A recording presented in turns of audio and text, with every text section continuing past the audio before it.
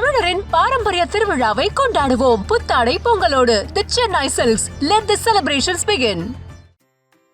எஸ்கேவோட பாலிவுட் படம் முதல் படம் எந்த படம் பண்ணாலுமே அது ஃபஸ்ட்டு வந்து அமீர் கானோட பேனரில் தான் இருக்கணும் அப்படின்னு சொல்லி அன்பின் கட்டளை ஒன்று அமீர் கான் அவர்கள் கொடுத்துருக்காரு. இதை குறித்து இந்த வீடியோவில் பார்க்கலாம். எஸ்கே அவர்கள் சமீபத்தில் வந்து ஹாலிவுட் ரிப்போர்ட்டர் அப்படின்ற சேனலுக்கு இன்டர்வியூ கொடுத்துருந்தாரு. அந்த இன்டர்வியூவில் நிறைய விஷயம் எஸ்கே அவர்கள் பேசுனதையும் பார்க்க முடியுது.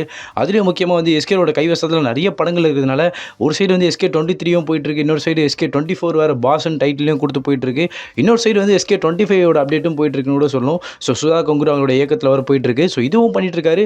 இப்போ வந்து அமரன் சக்ஸஸ்னால வந்து எல்லா இடத்துலையும் இன்டர்வியூ கொடுக்கலாம் அப்படின்றதுனால இப்போ வந்து த ஹாலிவுட் ரிப்போர்ட்டர் அப்படின்ற சேனலுக்கு ஒரு இன்டர்வியூ ஒன்று கொடுத்துருந்தாரு. அந்த இன்டர்வியூவில் என்ன சொல்லியிருந்தாரு அப்படின்னு பார்க்கும்போது நிறைய விஷயம் ஷேர் பண்ணியிருந்தாரு.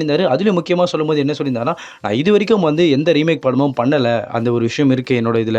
நான் வந்து என்னோட ஜானர்லேயும் என்னோட கம்ஃபர்டபுள் ஜானரில் வந்து நான் படங்கள் பண்ணிகிட்ருக்கேன். ஸோ இதில் நான் கம்ஃபர்டபுளாக ஆகிட்ட பிறகு அதுக்கப்புறம் நான் வந்து ரீமேக் படங்கள் பண்ணுவேன் அப்படின்றதையும் சொல்லியிருந்தாரு. அதே மாதிரி சொல்லும்போது இன்னொரு விஷயம் சொன்னார், நான் வந்து இப்போ சமீபத்தில் வந்து அமீர் கான் சாரை மீட் பண்ணியிருந்தேன். ஸோ அவர்கிட்ட நிறைய விஷயம் நான் பேசிகிட்டு இருந்தேன்.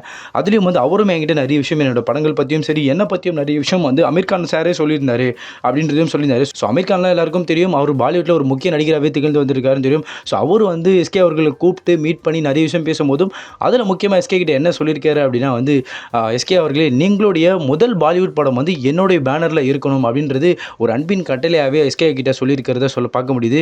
ஸோ அதையே வந்து எஸ்கே அவர்கள் மென்ஷன் பண்ணியும் சொன்னார். அது மட்டும் இல்லாமல் வந்து ஸ்கிரிப்ட் அதெல்லாம் நீங்கள் வச்சுட்டு இருந்தீங்கன்னா கூட கொடுங்க, நம்மளோட ப்ரொடக்ஷனில் நம்ம பண்ணிக்கலாம், எடுத்துகிட்டு வாங்க நம்ம பேசி பண்ணிக்கலான்ற மாதிரி அமீர் கான் அவர்கள் அவ்வளோ எஸ்கே மேலே ஒரு அன்பை வச்சிருக்காருன்றது தெரிய வருது. அதே மாதிரி எஸ்கே பற்றியும் அவரோட படங்களை பற்றியும் நிறைய விஷயம் பேசியிருக்காராம். அதே மாதிரி இந்த பாலிவுட்டில் அவர் என்ன படம், அதாவது இப்போ எஸ்கேவோட என்ட்ரி வந்து பாலிவுட்டில் கொடுத்தாரு அப்படின்னா அதோட ப்ரொடக்ஷன் யார் பண்ணுறாங்கன்னா அமீர் கான் மட்டும்தான் பண்ணுவாருன்ற மாதிரி அவரே ஒரு அத்தாரிட்டியாகவும் ஒரு இதுவும் கொடுத்துருக்காருன்னு சொல்லணும், ஒரு அன்பின் கட்டையிலாகவும் சொல்லியிருக்காருன்னு சொல்லணும். ஸோ இப்படியாக வந்து எஸ்கே அவரோட க்ரோத்தை நம்ம நிறைய விஷயத்தை பார்க்க முடியுதுன்றது தெரியுது. ஸோ இதை குறித்து உங்களுடைய கருத்துக்கள் என்பதையும் கமெண்ட் செக்ஷனில் சொல்லிட்டு போங்க.